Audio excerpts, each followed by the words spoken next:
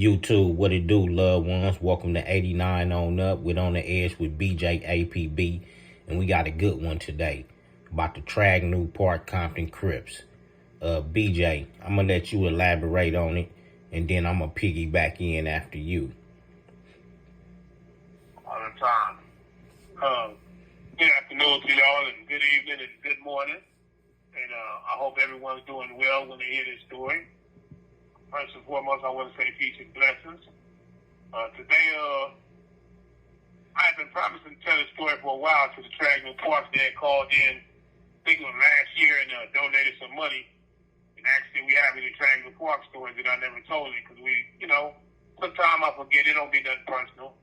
But today, I'm going to tell the story, and this story is dedicated to all the Tragniew Parks that I had a chance to mess with. My boy C-Rag, my boy Big Time Bar, my boy Stutterbox, Big Stutterbox, and to the homeboy MCA.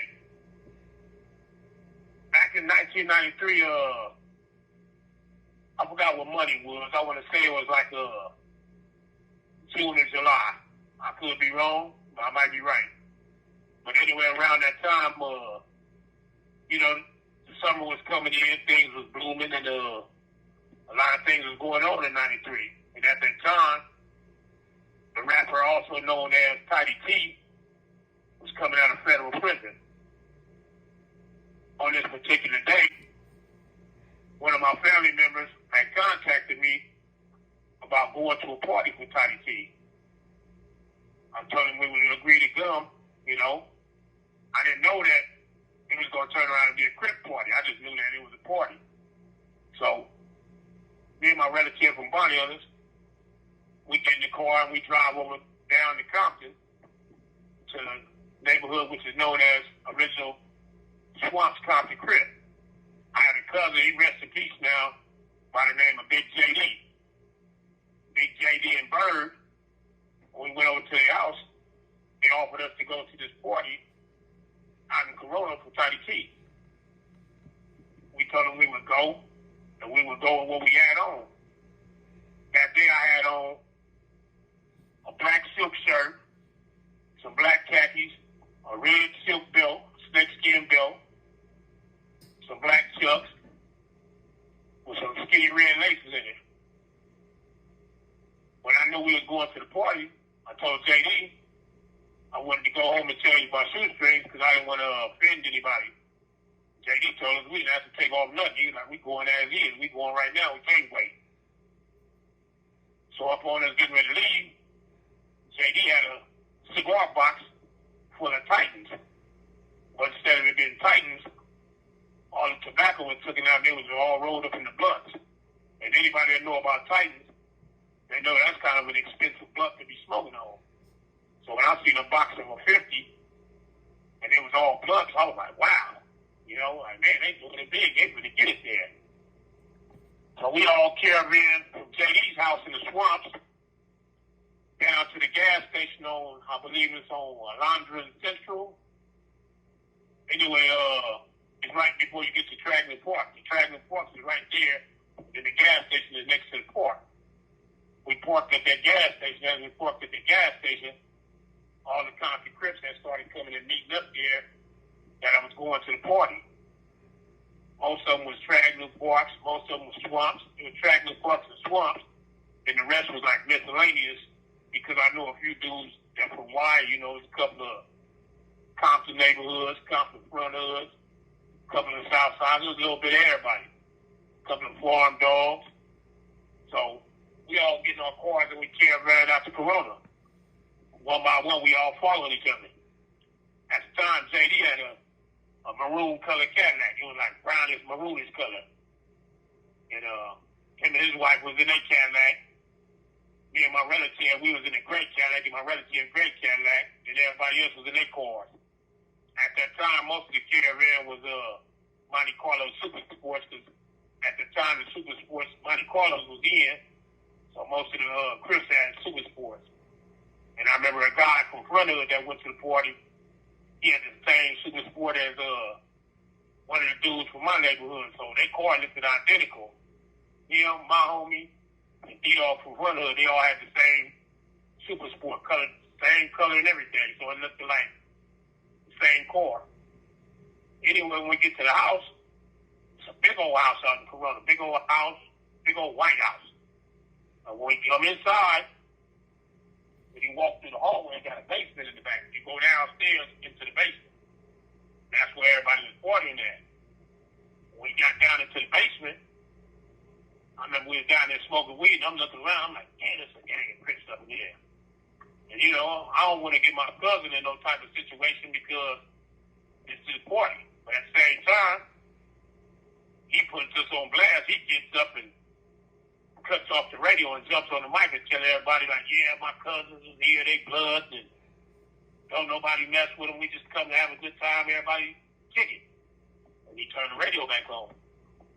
So when he turned the radio back on, I'm standing in the corner now. I'm embarrassed because he done put us on blast. So we stand in the corner just talking to one another. One of my homeboys, one of my good homeboys I was in Hawaii with, that's when I became friends with. His name Lizard. Lizard from Swamps. Compton Crip came over there. Lizard is he's a light-skinned dude. Good curly hair, about 5'8", 5'9". Not too muscular. You know what I mean? He looked more like I'm going to say he looked like Alonzo with long hair. For the women that know who Alonzo is. Anyway, he comes over there, he see us standing in the corner. And Lizard tell me straight up, you know, because he knew me from Hawaii. He said, man, if you're going to be scared, you shouldn't have came to the party. I told him, what you mean scared?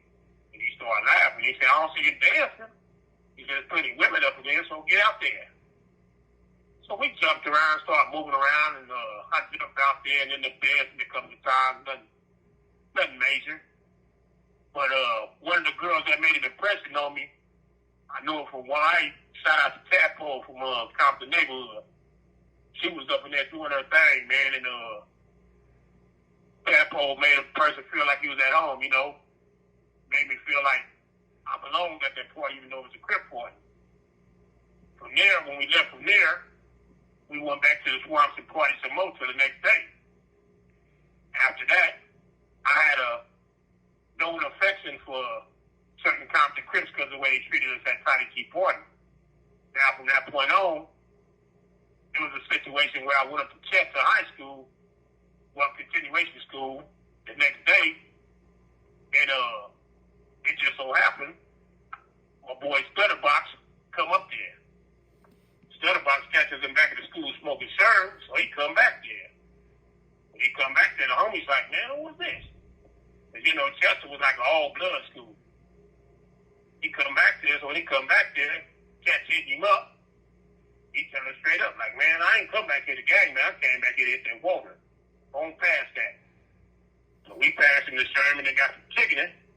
From there on, me and Stutterbox became friends, but at that time, we didn't really become friends. We just became partners of the same drug.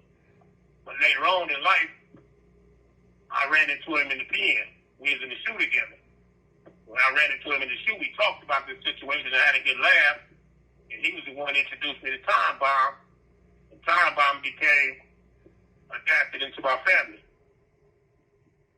These dudes at Tragniew Parks, man, they always been influential in the game due to MCA ties and Tidy T and, you know, Mixmaster Spade, even though I know Spade wasn't from Tragniew, but he grew up in that area over in the 151.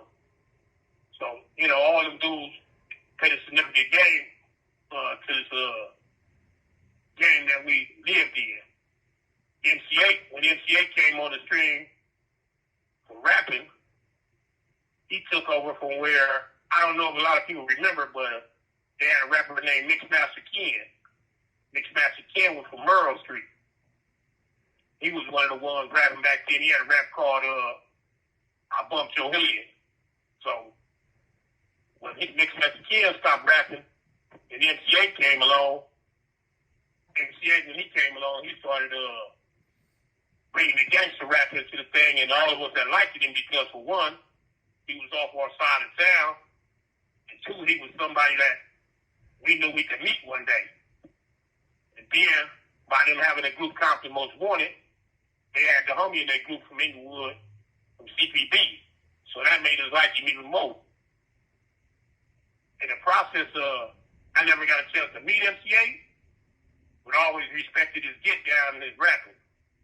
And the reason I respected his get down is because he always looked out for his people. And to this day, he's still looking out for his people. So, and on that note, shout out to my boy MCA. Appreciate you, man. One of the best dudes that I've met from Tragniew Park is Manish. Manish is a hell of a good dude, and he finally made it home. Congratulations, Manish. After 35 years, my boy made it out there. Take care of yourself out there, man. I just wanted to say this because I know I've been promising y'all we was going to do something for y'all, so we finally gave y'all props, man. This is not to talk about y'all in no bad way. If I'm speaking on you, this is my way of giving you your flowers, giving you your trophy, because I don't speak on people that ain't worthy of speaking on. So today, shout out to all the Tragniew Parks, man.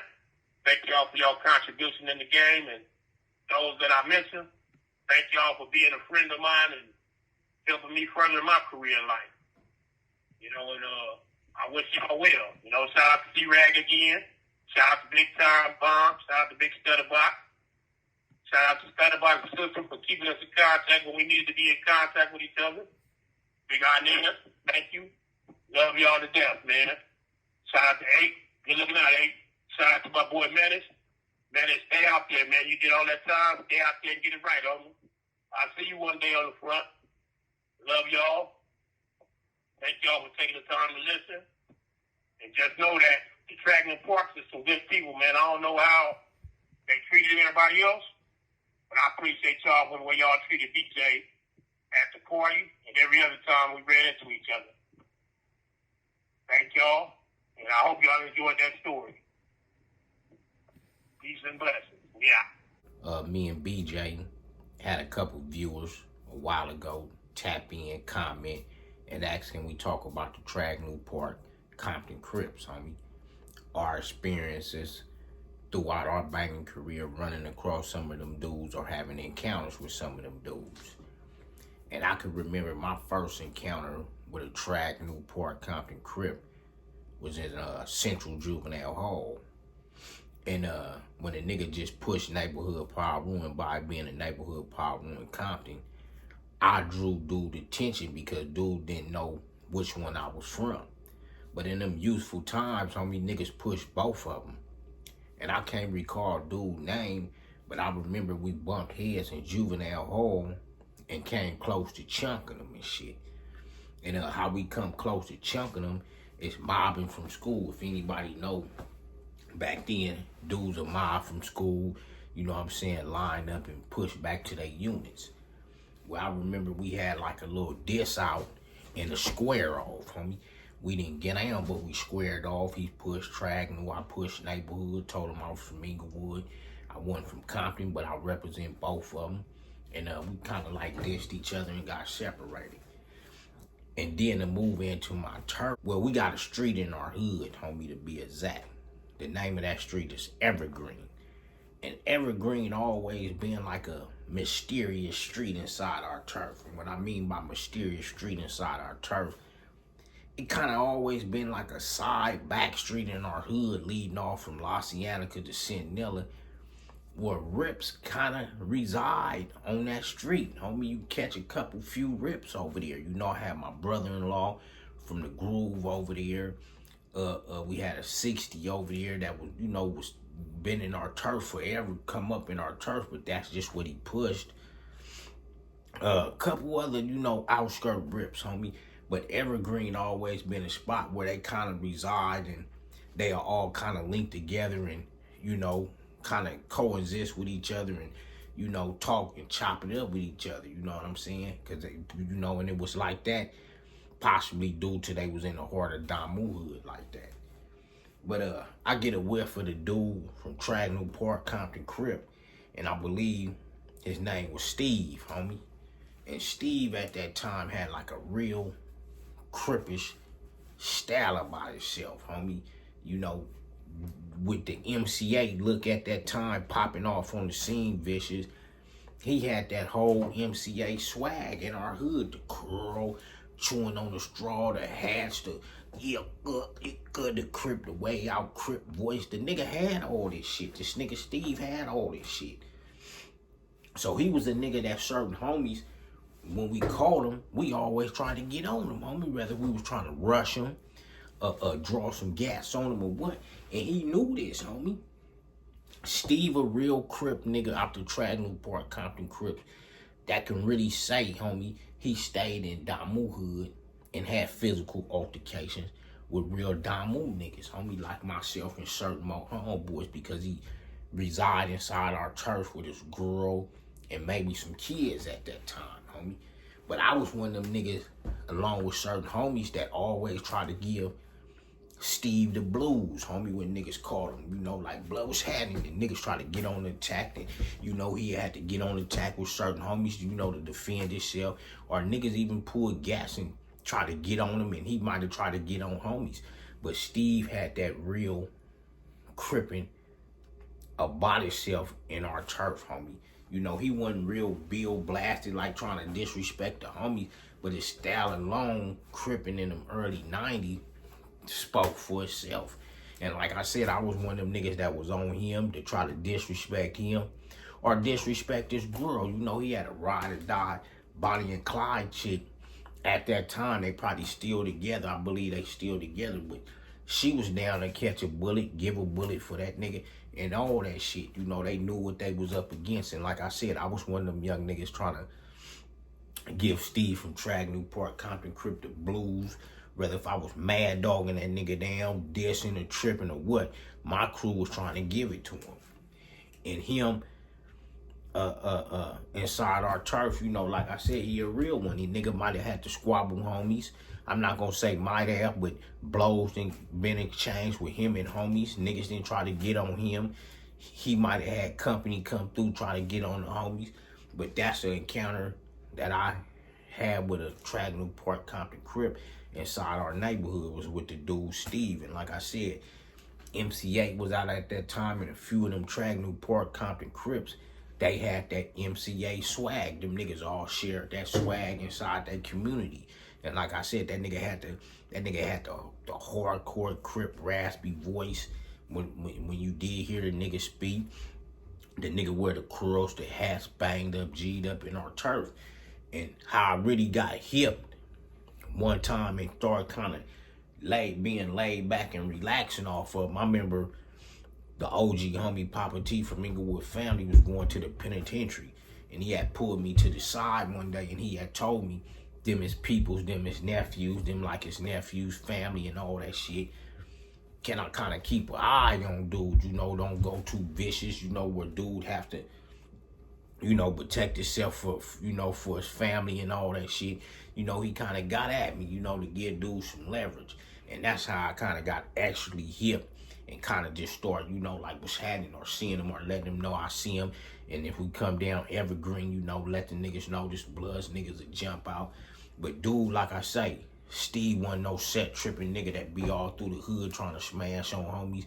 But when we did catch him and he was banged out in that early 90s, khakis and chucks and that banged out attire, niggas was on him, homie. You know what I'm saying? Now we older men. I seen him about a year ago before my folks moved off of Evergreen, and we was able to shake hands, laugh, and he was able to, you know, comment on my growth throughout my neighborhood, because I believe he got me by a few years, homie. But we was able to shake hands. He was able to comment on me, you know, face to face, and let me know, you know what I'm saying? He noticed my growth, my maturity through this neighborhood Paru thing. And I, you know, extending it back, letting them know, nigga, how far we go back doing this shit, man. But 89 on up, G stuff, not ye stuff. And then my encounters from juvenile hall to my turf, you know, running across from Tragniew Park, Compton Crips, or even dealing with them dudes, homie. Shout out to everybody that's staying rocking with the channel with 89 on up. Also with special guests with On the Edge with BJ APB. And like I said, we're going to keep sending history. Salute.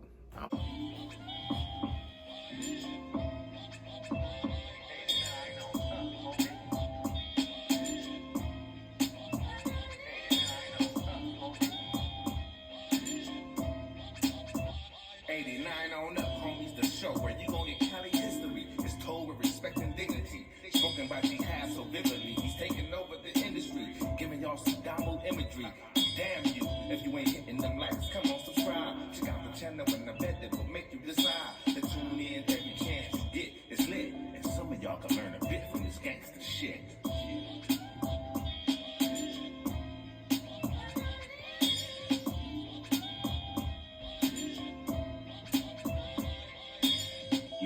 YouTube, what it do, loved ones? You know the motto, if you can, after the story, go over there, hit us with a like, which is a thumbs up, and that'll let us know we kicking our stuff.